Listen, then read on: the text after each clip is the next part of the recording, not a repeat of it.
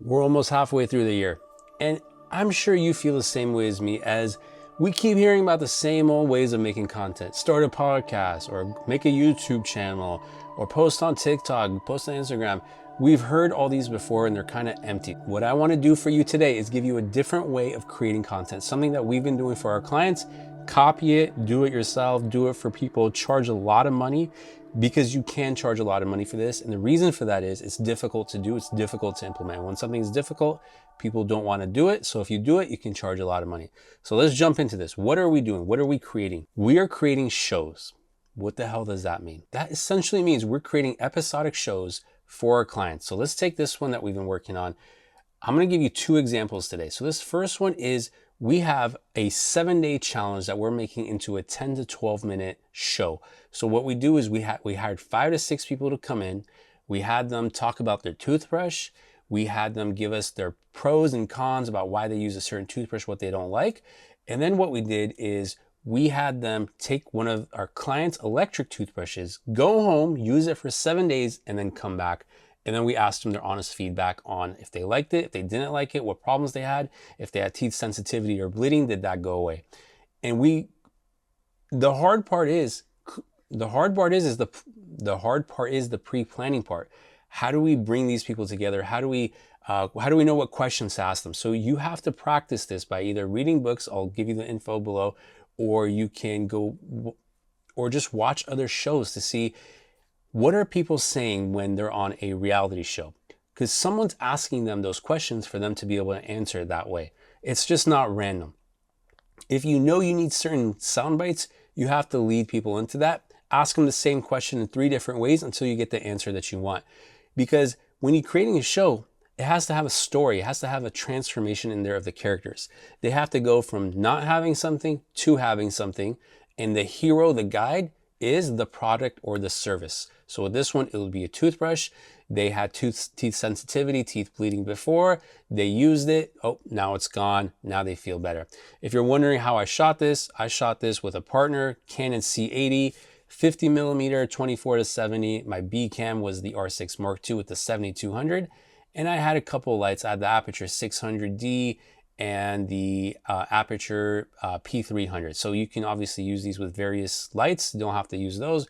You can use it with various cameras. You don't even need these. I like the C80 because I can easily plug in my audio to it.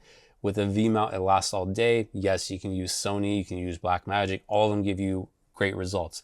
Now, the thing I want to differentiate is when people on YouTube talk about lighting and filmmaking like that, they're usually trying to tell you that the right way to do it is to make cinematic lighting, is to make something cinematic, is to give it that feel, that dark contrasty feel. And my clients don't want that because that's not what they're going for. They're going for reality show vibes. They're going for something bright, airy, well lit, but not that dramatic cinematic lighting that a lot of people are pushing on YouTube, because they're like, this is cinematic, this is how you should shoot. That's just not what our clients want. If you're making a movie, if you're making a documentary, perhaps consider that. Obviously, you know, I'm shooting from the side. I'm not shooting straight on. The light's not on top of the camera, but we're not trying to make it all dramatic with just, you know, Rembrandt lighting coming in. That's what I wanted to also share. So this is one show that we're working on, and it takes about a week to shoot it. We shot it on 2 separate days, and it takes about a week for me to edit. So, you know, in 2 weeks, I have them an episode, and then they can post that. In addition to that, I make the reels. So they have TikTok, Instagram, all these other reels that they get from that again, they can use to either promote the show, or they can use to basically use it as standalone videos. Because at the end of the day, they're trying to sell a product with this, which is toothbrushes. And I'm trying to make sure that they sell their toothbrushes, because I know that they have a product that works. I've tested it. I know it's a great product. I stand by it myself, but they just need to push it. Let's go to my other clients. Now, my other clients have a wellness center where they do fillers, Botox. Sometimes they do surgeries as well. The main doctor is an orthopedic surgeon. She has a nurse. She has staff on by. But their personality is very lively, very sarcastic. They make a lot of jokes. Their patients are similar. They have the same vibe. So they actually make for great quality content. And when they said they want to do this, they were going forward with it. I was like, I'm so happy. I was like, finally, we can do something fun. We can be a little goofy. We can add humor to it, because it's going to make for great content. And I created a 12-minute show for them. and they loved it. We're going to make a kind of episode 2 as well to push forward. Their goal isn't just to make this show for content. They actually want to push it to Hulu, Amazon, Netflix, those guys as well, because it can go there. It has enough potential to go there. And if it doesn't go there, then they still have the content for their YouTube, for their Facebook, Instagram, TikTok. They still have great content that they can use to promote themselves, to stand out from other competitors in their area, their city. Perhaps then they can increase prices and be more selective with the type of patients that come in. I shot this kind of the same way. Solo guy, Canon C80, handheld on a sack cradle, mic on the camera, but I also mic each of those people up as well. And I have a lot of footage, I have a lot of audio, but that's what gives me the ability to create something that's quality for 12 minutes. I'm not going to show any of the shows right now on YouTube, but if you click the link below and you get the PDF guide, then you might get links to that as well on there. Filming with one camera is pretty challenging. So if I were you, I'd try to get them to pay for 2 cameras. I'll go into that as well in the PDF, but if you have the budget, get 2 people to film, get 2 people for audio. If you don't, then it's going to be harder, and you have to know how to film this with one person with one camera.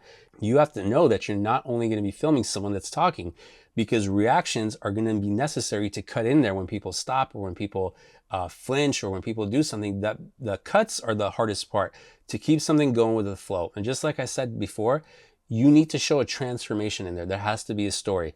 If it's just funny, it's not going to work. So their transformation was going from one place to another. They were changing practices, and again, how they grow, and again, what's the challenges that come from moving practices, from working with a small team, with people just sometimes colliding, sometimes clashing, because they have their own personal things that they're dealing with.